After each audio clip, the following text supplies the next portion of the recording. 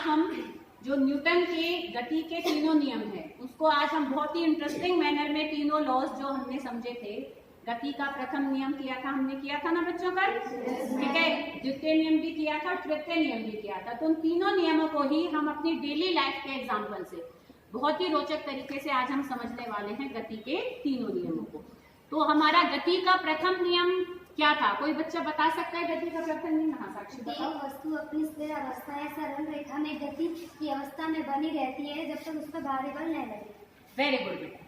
तो देखो बेटा, इस साक्षी ने जो गति का हमें प्रथम नियम बताया उसका क्या मेन मतलब होता है कि अगर कोई वस्तु स्थिर अवस्था में है, विराम अवस्था में है, तो वो अपनी अवस्था को बनाए रखेगी जब तक कि हम उस पर कोई बाहरी बल ना लगाएं।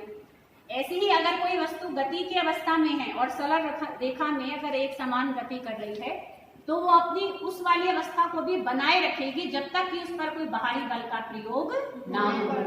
और देखो, इस वाले गुण को हम एक और भी चीज कहते हैं कि वस्तु का वो गुण जिसके कारण वो अपनी अवस्था में परिवर्तन का विरोध करता है, उस गुण का क्या नाम था? जड़त्व। वेरी गुड बेटा। तो जड़त्व हमारा ऐसे समझो कि हमारा वो नेचर है कि एक तरीके से हमारी लेजीनेस है।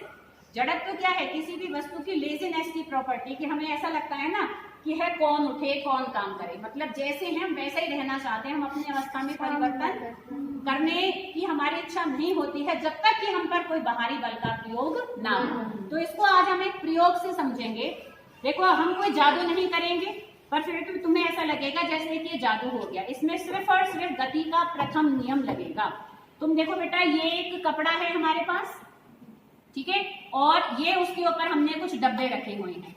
तो हम अगर इसमें बल का प्रयोग एक पर करेंगे और दूसरे पर नहीं करेंगे तो जिस पर बल का प्रयोग करेंगे वो ही अपनी अवस्था बदलेगा, जिस पर बल का प्रयोग हम नहीं करेंगे वो अपनी अवस्था नहीं बदलेगा।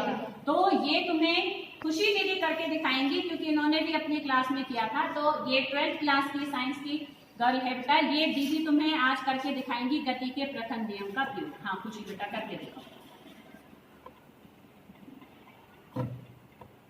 देखो बच्चों, तो तुमने देखा कि हमने जब इसको हंकी को नीचे खींच दिया तो क्या हुआ हमारा कि डब्बे हमारे नीचे नहीं गिरे।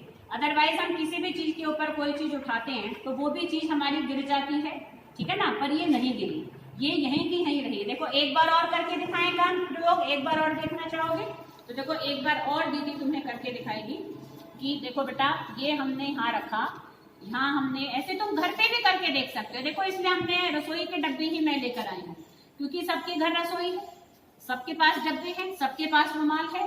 पर इसको हमें कैसे खींचना है? झटके से, क्योंकि इसको एकदम से हमने गति दी तो उसको तो समझ ही नहीं आया कि वो तो वहीं का वहीं रह गया कि भाई इसे थोड़ा ना गति मिली है, तो ये तो आराम की अवस्था में है, तो ये नहीं नीचे गिरा।